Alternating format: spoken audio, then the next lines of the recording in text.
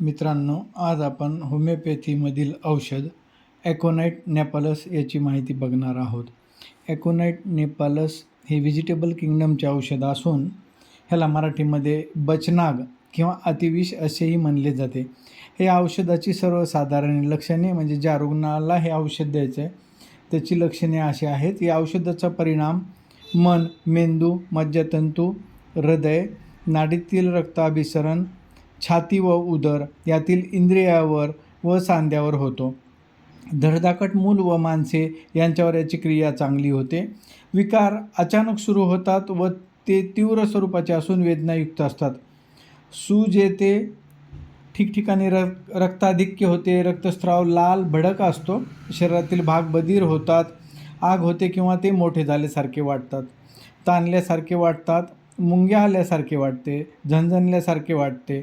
वेदना ह्या टोचल्याप्रमाणे किंवा फाडल्याप्रमाणे असतात. वेदनानंतर तो भाग बधीर किंवा हुळहुळा होतो. अत्यंत थंडीने छातीचे व मेंदूचे विकार उद्भवतात. अत्यंत उष्णतेने जुलाब व्हावयास लागतात. एकदम शक्तिपात होतो. उठण्याचा प्रयत्न केला तर बेशुद्धी येते.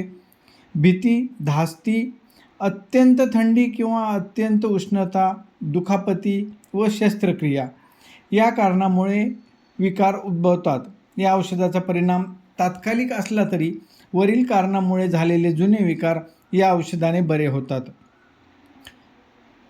विकार झालेल्या भागावर हात ठेवल्यावर किंवा त्या ठिकाणी किंचित दाबल्यावर बरे वाटते. या औषधाची मानसिक लक्षणे अशी आहेत की अचानक धडकी भरते, काळजी वाटते, चिंता वाटते, मरणाची भीती वाटते, बऱ्याच वेळा लोकांची भीती वाटते किंवा एखाद्या ठिकाणी जमाव जमला असेल तर अशा वेळेस त्या ठिकाणी जाण्याची भीती वाटते.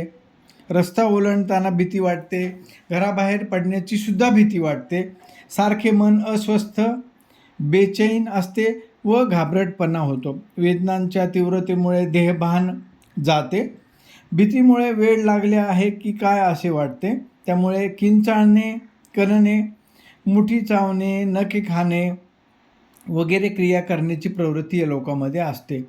मरावेसे वाटते, पुढे काय होईल याचे भवितव्य वर्तविणे, मरणाची वेळ सांगणे अशा प्रकारची लक्षणे या औषधामध्ये दिसतात.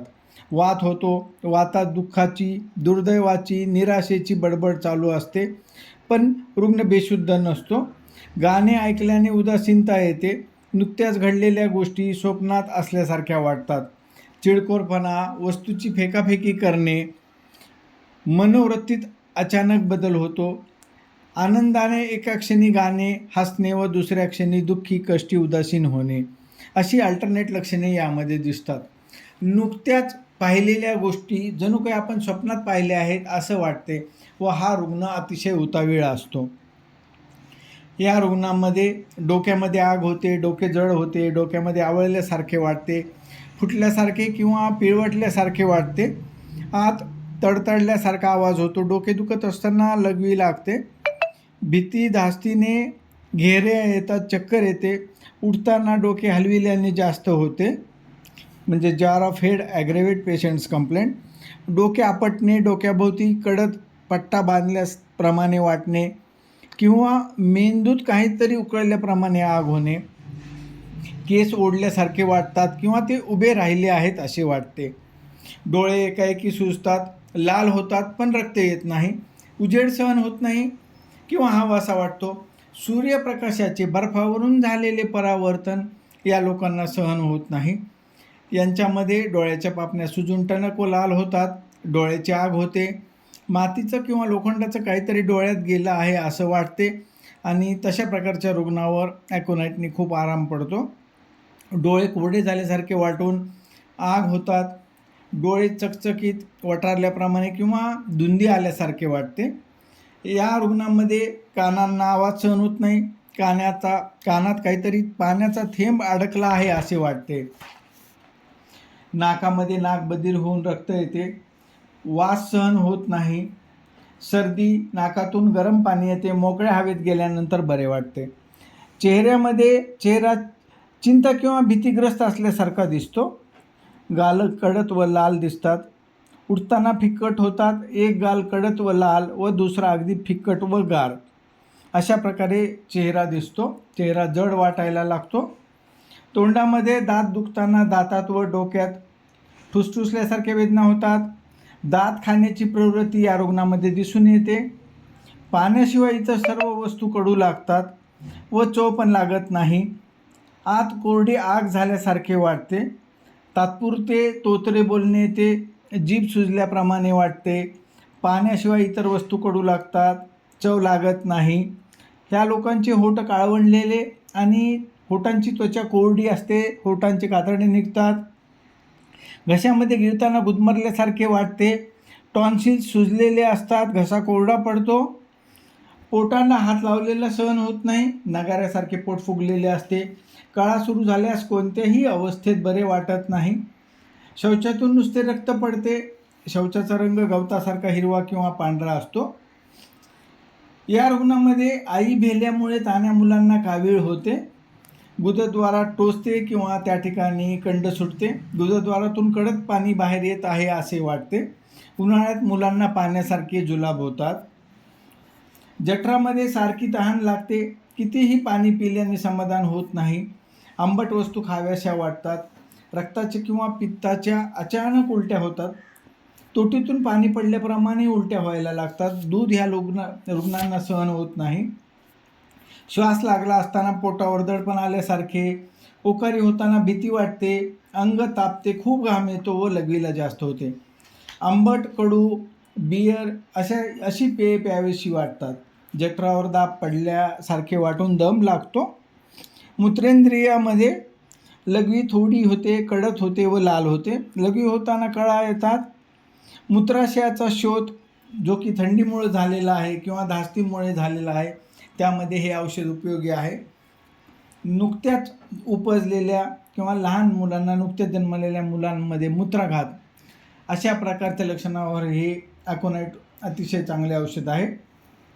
पुरुष जनेंद्रियामध्ये अंडाचा शोथ, अंड सुजून मोठे होतात, टणक होतात. स्त्री जनेंद्रियामध्ये थंडीने किंवा धास्तीमुळे अचानक विटाळ बंद होतो. बाळंतपण कष्टाने व फार वेळाने झाल्यावर ज्या भयंकर वेदना होतात त्यावर अकोनाइट खूप चांगले औषध आहे. दुग्धज्वर, ज्याला मिल्क फिवर म्हणतो आपण, दूध येत नाही, स्तन सुजून टणक होतात, विटाळ सुरू होताना वेळ लागल्याप्रमाणे बेफानपणा येतो, योनी कडक, कोरडी व त्या ठिकाणी स्पर्श सहन होत नाही. श्वसनेंद्रिया, रेस्पिरेटरी सिस्टीममध्ये खोकला कोरडा येतो, वेदनायुक्त असतो, घसा बसतो. झोपेत श्वासोश्वास वरवर चालल्यासारखा वाटतो. खोकताना घशाला धरावेसे वाटते. धास्तीमुळे लागलेला दमा असेल, खोकला असेल, रात्री पेय प्यायल्यामुळे जास्त वाढतो. उठून बसावे लागते.